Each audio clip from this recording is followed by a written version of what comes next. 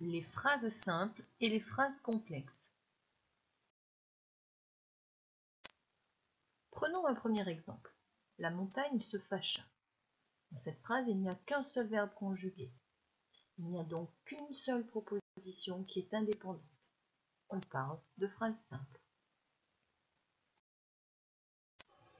Prenons un deuxième exemple. La montagne se fâcha, il fut secoué par le vent.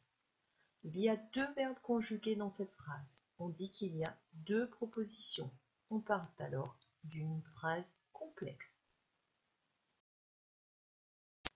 Voyons la phrase complexe. L'homme s'agrippa, il se hissa au sommet. Dans cette phrase, deux verbes conjugués, donc deux propositions, ici indépendantes puisque l'une ne dépend pas de l'autre.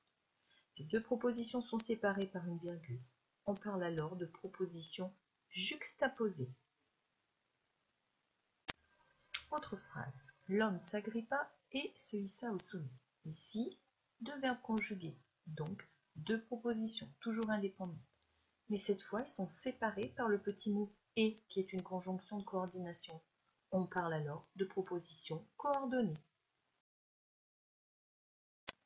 Pour résumer, dans une phrase, si on a un verbe conjugué, on a une proposition indépendante et on a ce qu'on appelle une phrase simple.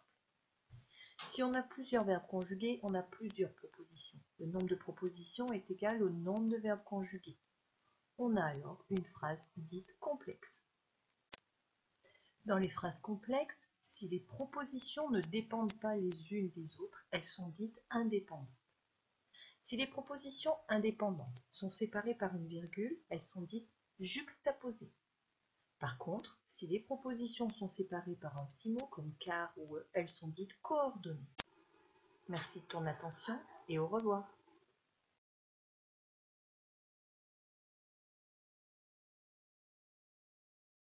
Created using Powtoon.